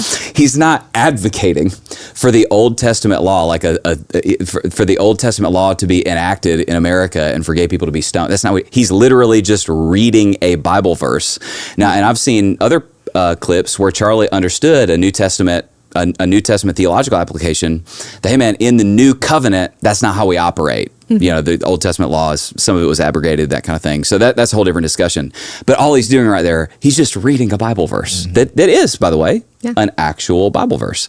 Now, this next clip is a great example of how Charlie, as a Christian, did a great job of grace and truth with people who were in same-sex relationships. Let's see it. I'm a gay conservative, and I just want to ask you, what do you have to say for people like me who kind of feel like, I guess, it's kind of hard for gay conservatives because there's not a lot of us. So, what do you have to say to other gay people who need to realize, they do have a choice? Yeah, first of all, welcome to the conservative movement. I don't think you should introduce yourself just based on your sexual attraction. No, I agree. I like because that's not who you are. I like to be thought of as a person, and for sure, you are a complete human being, and I'm sure you treat people well, and you're studying something. So I want to get away with this idea that you're gay anything. I just think that we have gone a long way in the negative direction in this country, where we act as if the most important part of your identity is what you do in the bedroom. it doesn't mean that much to me. That's but so good. if you ask from a That's perspective nice. as a Christian, I Good don't job, agree buddy. with that lifestyle. But politics is about addition and multiplication. I imagine you agree with a lot of what we talk about. Absolutely. Right? Strong borders, strong country. And for that, we welcome you into the conservative movement. That's it, man. I mean, Yeah. you can just see his heart right there. He honestly, that's like a textbook example of like, okay, I'm a Christian. I'm going to be honest about what I believe. He's actually even trying to disciple that guy He's out pastor of him. Yeah, Yeah. he's pastoring him. Yeah. Yeah. In terms of his identity, he's saying, hey, you don't have to define yourself by your sexuality. It's, just because culture says so. That's right. And this is the Charlie I wish more people saw. And I have to say, I've worked behind the scenes in the conservative movement. I've seen some nasty things. I've seen people throw each other under the bus, their friends under the bus for political gain, for economic gain. I've seen a few things over the years with Charlie and his team, and they have been so stand up every time. And Charlie really was a God-fearing, honest, loyal man of God and a loyal friend. He was the best of us. I saw it was a clip from, I guess, a girl that had been an intern at TPUSA, and I guess they were out on some trip, and it wasn't anything salacious, but just her and some girls, I guess, were getting in a hot tub, and they hollered at Charlie and a couple guys, "You guys want to come get it? Come hang out with us." And she just told this story. Charlie was like, "Absolutely not." He's like, "I don't even want the appearance of, just like, dude, that's a man of Wise. integrity." Always. wise. Yeah, it's fantastic. All right, where are we going next, Sabrina? All right, I think we should do. Charlie was, let's see, transphobic. Oh, interesting. A little different than- All right, here we go. So Charlie was transphobic. All right, let's see. Say I'm a transgender male. What age should kids be able to get things like hormone therapy? Because I don't know what's true, what's not. Tell me, are you comfortable telling me your story? I've known Will you pause? that since like What he just did right there is like Jedi pastoral move. Somebody's asking you a question, and his first thing is essentially, tell me your story. Let me figure out why this is important to you. So he's discerning what's in this person's heart. Are they coming to me for help, or are they coming for an argument? Like, that's brilliant. It's compassionate. It's compassion. Yeah. It's compassionate. All right, let's keep going. since like third grade, and I'm currently 19, almost 20. I've known basically since then. I didn't start going by like a different name until 7th and 8th grade. I just don't know, like with the whole medical stuff, like what's true, what's not, what's helpful, because I've heard so many different opinions. First of all, thank you so much for that. Yeah, of course. So I'm going to have an opinion that very few people will ever tell you, which is I want you to be very cautious putting drugs into your system in the pursuit of changing your body. I instead encourage you to work on what's going on in your brain first. Pause it. Okay, here's what I love. Dude, he's doing theology here. So Romans 12, be transformed by the renewing of your mind. So, this is brilliant. He's a Christian man applying his theology to this person and this issue. Because the transgenderism issue is, hey man, it feels like there's discontinuity between my mind and my body. And what the transgender movement says is, change your body to come in alignment with your mind. The Bible says, no. Let's renew our mind to come in alignment with the truth. And Charlie's going, no, let's bring our mind in alignment with our God-given body instead of trying to bring our body in alignment with our mind that's struggling right now, which, by the way, that's impossible. You can't make a male body female. Okay. So anyway, I just want to point that out. Let's keep going. First and foremost is just a diagnosis. Just someone that is going to listen to what you've gone through, listen to what else is going on. My prayer for you, and again, very few people will say this, I actually want to see you be comfortable in how you were born. Yeah. I know that you might not feel that way, but I think that is something that you can achieve. I think that with the right team and the right people, you don't have to wage war on your body. You can learn to love your body. Dude, It's also interesting for, this clip, obviously Charlie would talk to all kinds of people, but man, you can hear like her in her voice, you can hear her pain. She's hurting. She's hurting. And obviously Charlie was able to quickly discern that. And it's interesting because obviously when people watch these kind of videos, they're like, oh, we just want to see Charlie destroy somebody else. And, the Bible calls Christians to do two things. We want to love people and we want to destroy arguments. We don't want to destroy people. And then love arguing. And so this is a great example of him very compassionately, very gently. Man, this is a person in need. Yeah. Let me be as gentle as possible as I share the truth. Yeah. Sabrina? Yeah, he totally matched her tone. Dude. And I think that this is what a lot of us feel when it comes to the trans community. It's not hatred that we feel towards the trans community. It's actually sympathy. We're concerned because blind affirmation of gender dysphoria is not the solution. That's right. There are other issues. And then when you have young people, we have about a 400% increase in American or people worldwide identifying as trans over the last 400%? Yeah, I gotta remember what the years are, but it's about 400%. Any other social contagion like that, our society would be flipping itself upside down trying to figure out what's going on. Now, instead, our solution has been to blindly affirm and now put a lot of, especially young people, on cross-sex hormones, SSRIs, and it's just not the solution. I have a lot of sympathy for these people. Too. Yes, because they're lost. They're lost and they need compassion and love, but they also need actual scientific help and psychological help that they're not getting by just being affirmed blindly. Right. Aside from last Wednesday, probably the second worst day at work I've ever had was PragerU has an amazing short documentary called D-Trans, where we interviewed several detransitioners. And for this documentary, I helped interview some of the people we featured on the documentary, all of whom had very similar, backstories, a lot of history of trauma, sexual abuse, sexual confusion, a lot of them broken homes. And it was interesting to see the trend with a lot of these young people before transitioning. And thank God, like most of them have found the Lord and a lot of them just have detransitioned, thank God. Man. Yeah. Dude, we have, Carlos knows this. By the way, there are more people than people would think at Lake Point who came from previously identified as transgender and then the Lord saved them. And brought them out, and that, by the way, that's why the scriptures say, "You shall know the truth, and the truth will set you free." Well, why will the truth set you free? The truth sets you free when you've been enslaved by a lie, and somebody that's in that spot, like you can see it in that person's body, like she's not okay, and it's actually a lie that's enslaving her. So it's like telling somebody the truth in that situation. That's not hateful and it's not hurtful. The most loving thing you can do is explode the lie that's enslaving the person. And he did that. And he did it compassionately. Yeah. That's beautiful. Where are we going next? Let's see. We got through quite a few. Let's see. That is, do you want to do the empathy or misogyny? Ooh, let's do the empathy. Empathy is kind of a good transition with this. Yeah, let's do the empathy. Speaking of compassion. Speaking of compassion, here we go. Do we have the? No, that's not it. This is not it. That's not it. No. Yeah. Do you have the? What's the empathy? It's a YouTube link, I believe, where he's he's there. It is. Here it is. So is this the full one, or no? This is the clip. Okay, so this is the selectively edited clip. Yes. All right. So the charge will be what, Sabrina? People will say, Charlie said he doesn't feel empathy. Charlie wasn't empathetic, so I don't feel empathy for him now that he's been murdered. Okay.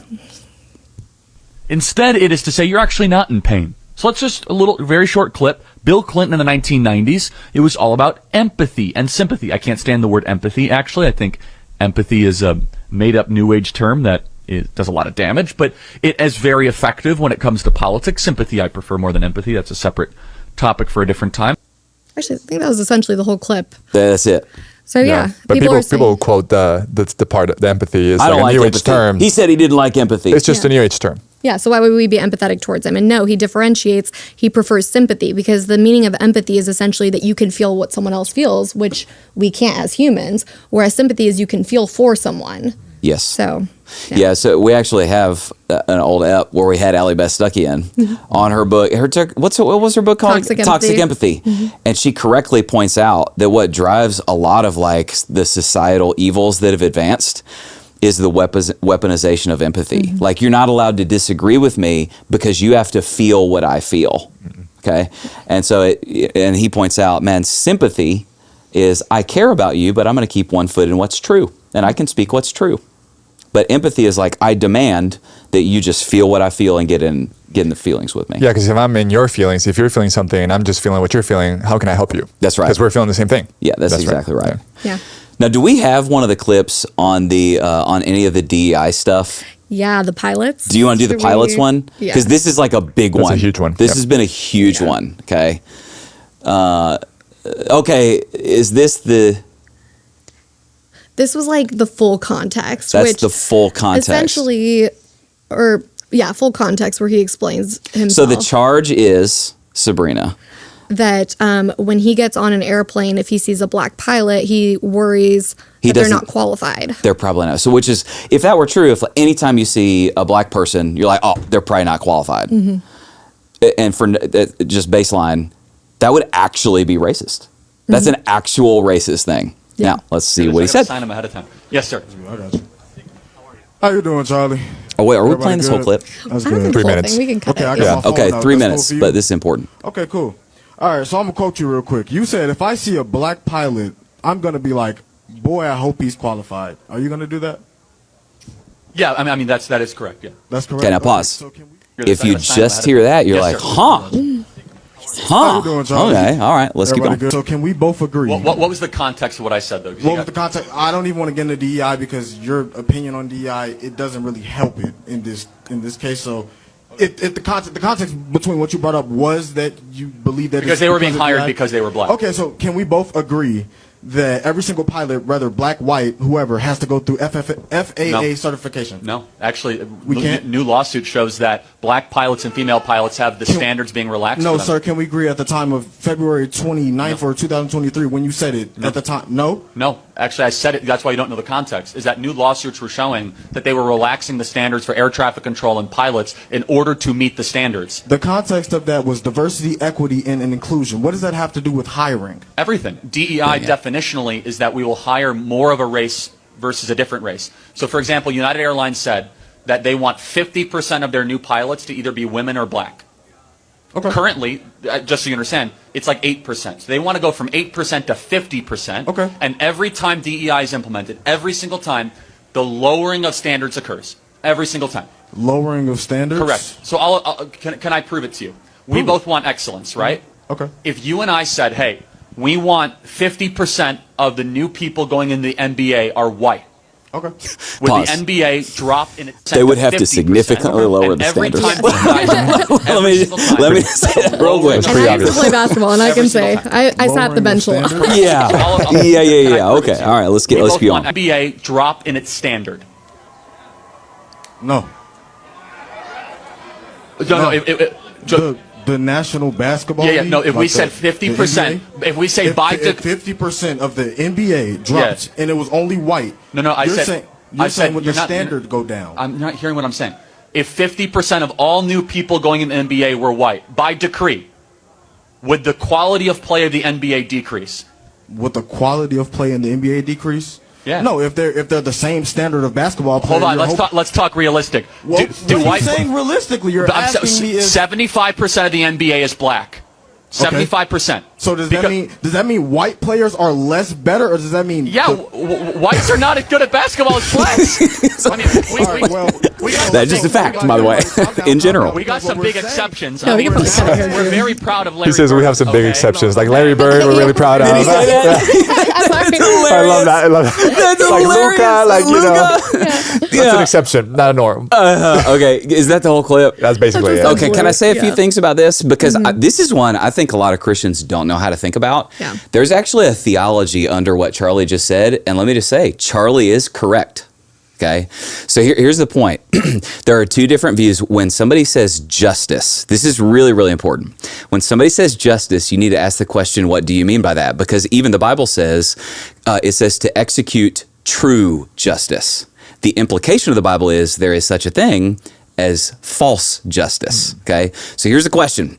Is justice equal standards for individuals or is it equal outcomes for groups? That's the question. And by the way, that is one of the primary differentiations between how Christians view justice and how secular progressive people view justice. That's a Marxist view of justice. Equal outcomes for groups is a secular progressive Marxist view of justice. The Bible's definition of justice, do a little word search in the Bible. Am I stealing your thunder here, Sabrina? No. I'm learning. Okay. The Bible's definition of justice, do a little word search in the Bible. The Bible's definition of justice is always, it uses the phrase equal weights and measures. That's what justice is. When I look at you and I look at you and I go, I'm going to use equal weights and measures with you and you. So what the Bible's saying is what justice is equal standards for individuals. What secular progressives do, this is what DEI is most of the time, is it's, hey, we're going to decide on an outcome, a predetermined outcome that is going to result in equal outcomes for racial groups. Sometimes they'll do gender groups, or just however you want to divide up society. And they go, okay, we're going to do whatever it takes to get equal outcomes for the groups. And what they have to do to get to those equal outcomes for groups is they actually have to use unequal weights and measures for the individuals. So here's what the New Testament command, like this is, by the way, that's actually a sin. The book of James gives us a command, you shall not show partiality. That's partiality. When I look at you and I apply different standards based on your skin color and your skin color, if an Asian student applies to Harvard and they have to score 40% better on anything to get in than somebody from a different race, I'm using unequal weights and measures, and I'm showing favoritism to somebody, partiality against them based on their skin color. That's a sin. So that's what DEI very often does, okay? So let me go back to the very beginning, and then Sabrina, you can correct me if I'm getting this wrong. When Charlie goes, hey man, I see he was commenting on DEI, I see a black pilot, I'm like, I'm wondering. He's not saying black pilots are bad. He's saying DEI is bad because it puts bad thoughts into your head, because you're like, I don't know if equal weights and measures were used for everybody. So he's clearly not saying black pilots are bad. He's saying DEI is bad because it produces these bad outcomes of thoughts in your head. Agree, disagree, additional comments? Yeah, and some of the loudest commentators that I know that speak out against DEI tend to be African American because they feel like they're being diminished. Their skill set and their merit is diminished if people assume that they're there because of their skin color. It's ironically reverse discrimination to put skin color above merit. That's right. Yeah. That's right. Yeah, and if you decide the outcome in advance, that means like that you have to force that to happen. Therefore, if that means you have to compromise on the standards, then you do it because you have to have the outcome that you have. I gotta get to this outcome. And so that's a concern. That's a legitimate concern. Yeah, bro. Yeah. That's what Pete Hegseth just did with the military, where they were literally using two different standards of entry for female applicants to the military and male applicants. And he didn't go, we're not letting women in the military. All he did is go, no. We're going to go equal weights and measures. If you want into these certain aspects of the military, you got to pass the same physical standards as the dudes. That's equal weights and measures. The example Charlie used is fantastic. If they were to tomorrow we're going to get to 50% white NBA. First of all, that'd not be very much fun to watch. Lots of passing, assists, and picks. We're really proud of Larry Bird. I mean, I'm really. I got a Larry Bird rookie card.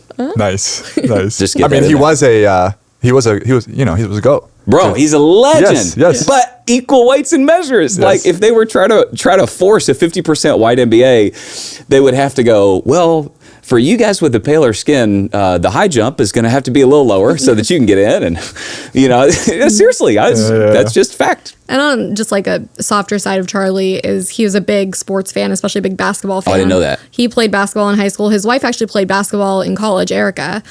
She made a beautiful post yesterday just contributing to how much he loved athleticism because he loved excellence.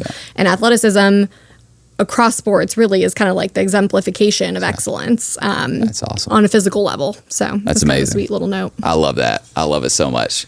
Well, do we want to do one more? Or we feel like we got the main ones. Yeah, I'm trying to think. Unless you want to do the misogyny one, or unless we've taken too much time. Yeah, let's do it real quick. Why not?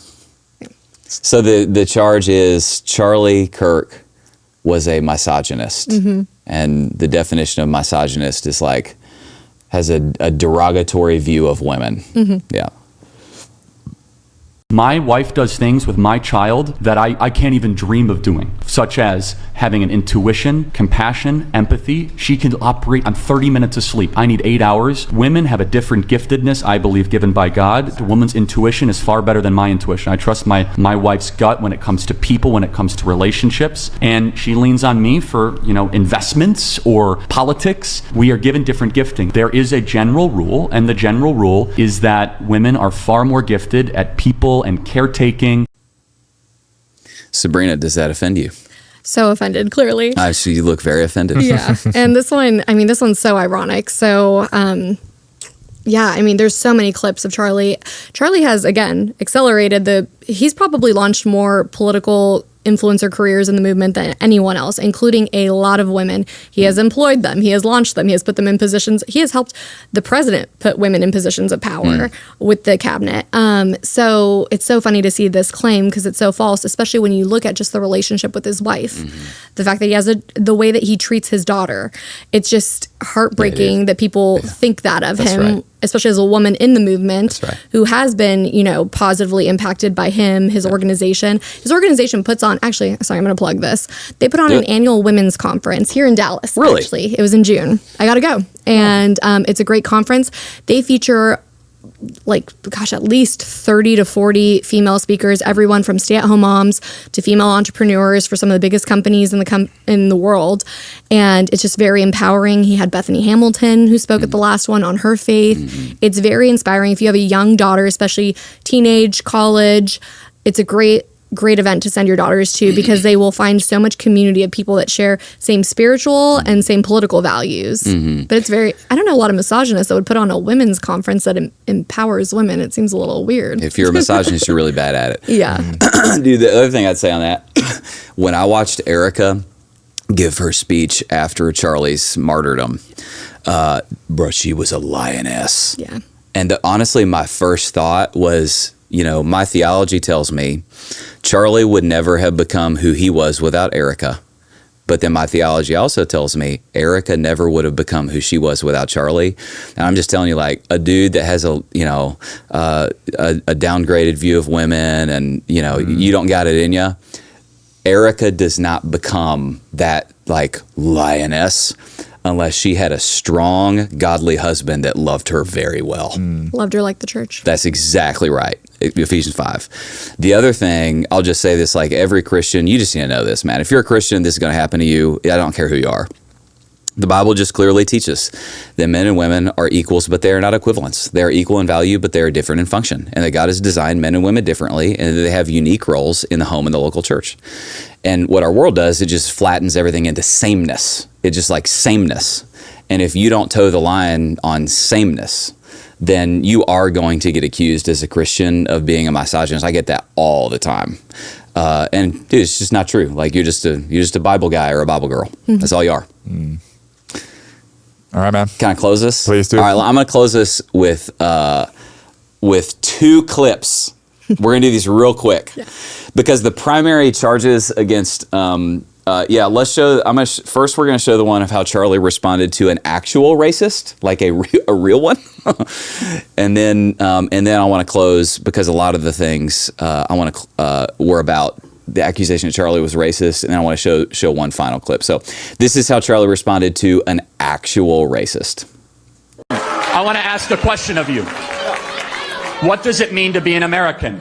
Is it an idea or a history, a shared history, or is it a skin color? Well, you could go back to the original founding fathers, the Immigration Act of, I believe it was. What does it mean to be an American? Is it a skin color or something else?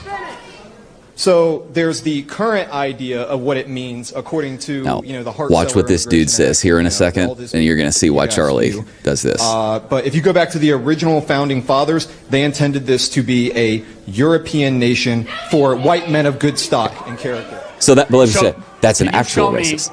Let me answer the question. That's an actual racist. Now, watch how Charlie responds. It says that. It wasn't in the Constitution. It wasn't in the Constitution because they didn't believe it. The founding.